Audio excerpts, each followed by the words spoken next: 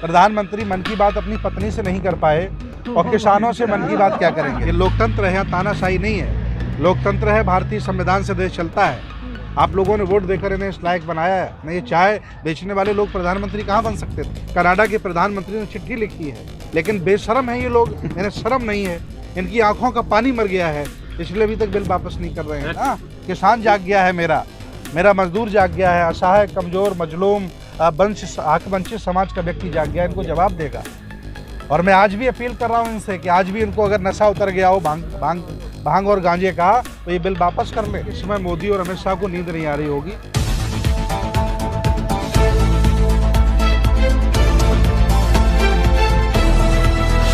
पहले बिल बनाने से पहले मंडियां बनाने की प्लानिंग हो गई थी, वेयर हाउस बनाने की प्लानिंग हो गई थी, और इनके जियो के जो कह सकते हैं कि बोरे छप गए थे गेहूं भंडारण के, तो पूरी प्लानिंग से हैं वो आसानी से मानेंगे नहीं, क्योंकि अब ऐसी स्थिति बन गई है कि अब हड्डी को न लील पा रहे हैं, न ही उगल पा रहे हैं। लेकिन आज नहीं कल जब पूरा देश खड़ा हो जाएगा, देश का हर तबका खड़ा हो जाएगा, तो इनकी मजबूरी हो जाएगी बिल वापस लेके। देखिए, सरकार पर तो कुछ असर पड़ ही नहीं रहा है ना, आप कैसे कह सकते हैं? मुझे पूरी उम्मीद है इतना असर पड़ा हुआ है कि इस समय मोदी और अमित शाह को नींद नहीं आ रही होगी।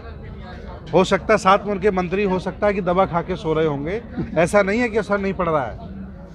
11 देशों ने लिखित तौर पर प्रधानमंत्री से कहा है, और 6 हमारे सेलिब्रिटियों ने कल घोषणा कर दी है कि किसानों के बिल वापस नहीं करेंगे तो हम सारे अवार्ड वापस कर देंगे। कनाडा के प्रधानमंत्री ने चिट्ठी लिखी है, लेकिन बेशरम है ये लोग, इन्हें शर्म नहीं है। इनकी आंखों का पानी मर गया है, इसलिए अभी तक बिल वापस नहीं कर रहे हैं। कनाडा के और अमेरिका के लोग बोलते हैं तो इस हिसाब से वो कहते हैं कि हमारा अंदरूनी मामला है, आप दखल ना दें। नहीं, ऐसा थोड़ी है। अंदरूनी तो किसी की हत्या कर देंगे, यूएनए बोलेगा नहीं। अंतर्राष्ट्रीय लेवल पर कोर्ट है, यूएनए है। भारत की हिम्मत नहीं है बहुत सारे निर्णय ले ले। ये छुप करके तो परमाणु का वो कर पाते हैं, तो वहाँ अंतर्राष्ट्रीय लेवल कहाँ से आ जाता है। इसलिए ऐसा नहीं है कि आप किसी का दमन कर देंगे। ये लोकतंत्र है, यहाँ तानाशाही नहीं है। लोकतंत्र है, भारतीय संविधान से देश चलता है। आप लोगों ने वोट देकर इन्हें इस लायक बनाया है। नहीं, चाय बेचने वाले लोग प्रधानमंत्री कहाँ बन सकते थे। आप लोगों की मोहब्बत थी, ये लोग इस लायक बन गए, और आज आप ही लोगों को खत्म करने का प्लान बना लिया इन्होंने। लेकिन वो तो कहते हैं कि चंद मुट्ठी भर लोग हैं। नहीं, वो गलत कहते हैं। चंद मुट्ठी भर लोग हैं, वो आरोप लगाते हैं, और इस चूंकि वो जिस मंसूबे को वो सफल बनाना चाहते हैं उसको ख़त्म करने के लिए इस तरह के आरोप लगाते हैं। ऐसा नहीं है। हज़ारों लाखों लोग हैं जिस बिल के खिलाफ हैं, और जितने भी जिंदा किसान हैं, समझदार किसान हैं, पढ़े लिखे किसान हैं, जिन्होंने समझा है, वो सब बिल के खिलाफ हैं। आप उत्तर प्रदेश से हैं ना? जी, मैं उत्तर प्रदेश लखनऊ से योगी सरकार ये कहती है कि उत्तर प्रदेश के किसानों को कोई परेशानी नहीं है, वो तो अपना काम कर रहे हैं। देखिए, योगी बाबा गांजा पीते हैं, और गांजा के साथ साथ वो अफीम भी पीने लगे हैं, और उन्हें पूरा पता चल गया कि दोबारा वो मुख्यमंत्री नहीं बन पाएंगे, क्योंकि उन्होंने ऐसा कोई कर्म नहीं किया अच्छा जिसकी वजह से उन्हें दोबारा वोट दे दिया जाए। लेकिन वो तो राम मंदिर तो बनवा दिया ना। नहीं, राम मंदिर बनवा दिया, वो हम लोगों की अनुकंपा है कि बनवा दिया। नहीं, कहाँ बनवा पाते। हम लोगों ने कहाँ विरोध किया, बनवा लीजिए राम मंदिर। नहीं, आपने कहा लोकतंत्र के लिए, अभी मोदी जी कुछ संबोधन ने कहा कि जो मुझे कोस रहा है ना, वो लोकतंत्र के लिए खतरा है। नहीं, देखिए, ऐसा है, लोकतंत्र में विरोध करना ये खतरे की बात नहीं है। वो तो कह रहे हैं अगर विरोध खत्म हो जाएगा प्रतिनिधि का, अगर लोग सवाल उठाना बंद कर देंगे तो लोकतंत्र बचेगा ही नहीं। ये लोकतंत्र तभी जिंदा है जब हम सवाल उठा रहे हैं। अगर हम उनकी बात मान लें, उनकी गुलामी कर लें, और हम भी उनसे डर करके घर में घुस जाएं, तब लोकतंत्र तब तानाशाही हो जाएगी। प्रधानमंत्री जी क्यों कह रहे हैं? हम जैसे लोग ही लोकतंत्र को जिंदा किए हैं। प्रधानमंत्री तो तानाशाही लाना चाहते हैं।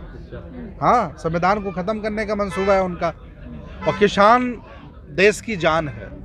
किसान ही आईएएस पैदा करता है, किसान ही डॉक्टर पैदा करता है। इनके बच्चे जज हैं, डॉक्टर हैं, इंजीनियर हैं, नेता हैं, अभिनेता हैं। जितने भी बड़े बड़े ऑपरेशंस हुए हैं राष्ट्रीय अंतर्राष्ट्रीय लेवल पर, किसी बड़े व्यक्ति के बेटे शहीद नहीं होते हैं, किसानों के बेटे शहीद होते हैं। इन्हीं के घरों में जाकर के पुलिस वाले बने हैं, फौजी बने हैं, पीएससी में गए, आर्मी में गए हैं।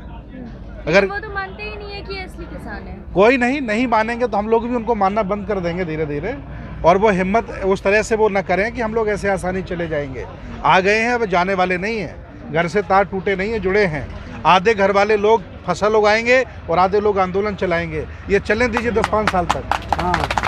नहीं, वो कह रहे हैं कि हमारा आटा खत्म हो जाएगा, चावल खत्म हो जाएगा तो भाग जाएंगे। उन्हें ये पता नहीं है ये गुरु नानक का लंगर ये कभी खत्म नहीं हो सकता है। गुरु नानक का लंगर है, ये कभी खत्म नहीं हो सकता। और मैं तो धन्यवाद देता हूँ सिख समुदाय के अनुयायी हमारे धर्म के लोगों को जो लंगर चला करके सबकी भूख मिटा रहे हैं।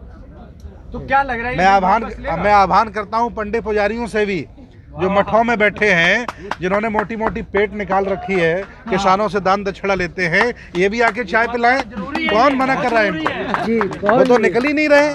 देखिए, मैं बौद्ध भिक्षु हूँ, सन्यासी हूँ, मैं निकल के आ गया मैदान में। किसान मेरे दुखी है तो हम दुखी जो है ना जी, किसान आंदोलन के खिलाफ मुझे मालूम है, लेकिन हिंदूवादी पेज उठा के देख लीजिए, उनके कमेंट देख लीजिए। उनका न्यायिक चरित्र बहुत गिरा हुआ है। वो जिस भाषा बोल लेते हैं वो भाषा हमारा जमीर इजाजत नहीं करता है। न वो जिस भाषा का इस्तेमाल करते हैं वो भाषा हम लोग नहीं बोलते हैं। हम लोगों में आज भी शर्म जिंदा है, आज भी मान सम्मान जिंदा है, दया, शील, करुणा, न्याय, भाईचारा जिंदा है। उन्होंने तो सब ताक पर रख दिया है। इसलिए देश चंद लोगों के हाथ में गिरवी देना चाहते हैं और किसानों को मजदूर बनाना चाहते हैं। हम इसके खिलाफ हैं और खिलाफ बने रहेंगे। किसान सुसाइड कर रहे हैं और प्रधानमंत्री जी एक भी शब्द नहीं बोल रहे हैं उसके बारे में। मौन धारण कर लिया होगा प्रधानमंत्री जी ने। नहीं, मन की बात तो कर रहे हैं लेकिन। अच्छा, मन की बात कर रहे हैं। प्रधानमंत्री मन की बात अपनी पत्नी से नहीं कर पाए और किसानों से मन की बात क्या करेंगे? मैं तो उन्हें सलाह देता हूं कि कम से कम यशोदा बहन से मन की बात कर ले, है ना। किसानों के हक न छीने।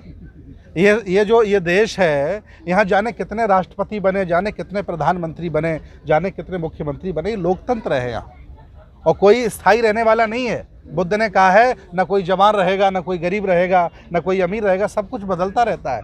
और इस बदलने की दुनिया को ये स्थायी करना चाहते हैं। ये तो कहते हैं 50 तक हम कहीं हिलने वाले नहीं। हाँ, नहीं हिलने वाले तो जनता जवाब देगी ना।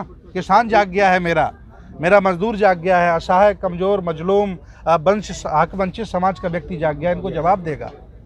और मैं आज भी अपील कर रहा हूँ इनसे कि आज भी इनको अगर नशा उतर गया हो भांग और गांजे का, तो ये बिल वापस कर ले, नहीं तो बहुत स्थिति खराब होने वाली है। एक सवाल बनता है कि जिस तरह से देखा जा रहा है कि ये सब मसला होम मिनिस्टर का आता है, इसमें होम मिनिस्टर कहाँ गायब है? और जिसमें देखने के लिए हमेशा दिख नहीं रहे, इस पूरे मूवमेंट पे उनका कुछ नहीं हो रहा है। देखिए, इनके पास एक ही काम रहता है।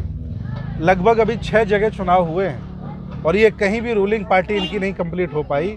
ये खरीदारी करके, लोगों को फोड़ करके, इधर से लोभ लालच देकर, बड़े बड़े लोगों से पैसा दे करके इन्होंने MP MLA खरीदने का प्लान है इनका।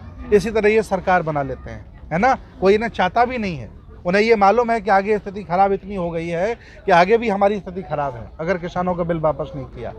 किसान बेचारे अपना खेतों में होने चाहिए थे। इस समय गेहूं, बाजरा और जौ का समय चल रहा है और सब किसान खेत में काम करें। आज किसान रोडों पर घूम रहा है, इनको शर्म नहीं आ रही है। इनकी आंखों की शर्म बिल्कुल मर गई है। वो तो कह रहे हैं नकली किसान है, असली तो खेतों में ही है। मैं ये कह रहा हूँ कि वो नकली है जो कह रहे हैं। ये आरोप प्रत्यारोप का दौर है, लोकतंत्र है यहाँ। वो हमें गलत कह सकते, मैं उन्हें गलत कह रहा हूँ, लेकिन समस्या का समाधान इससे नहीं निकलेगा।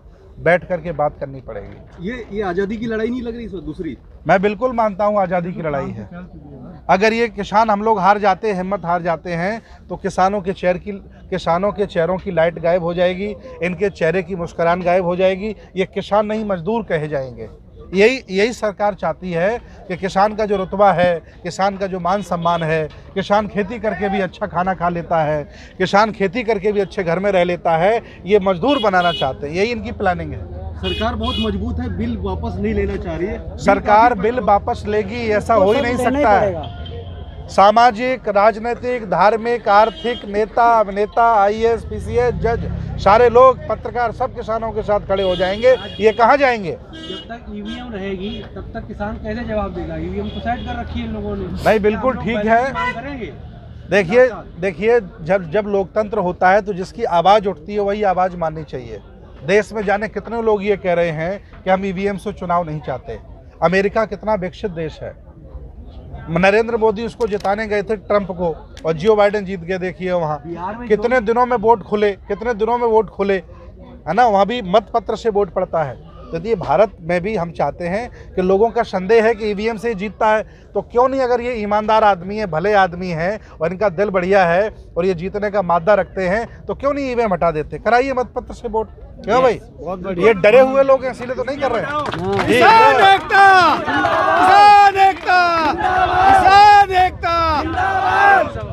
क्या लग रहा है कि इस बिल को वापस जय किसान, जय किसान, जिंदाबाद, जिंदाबाद।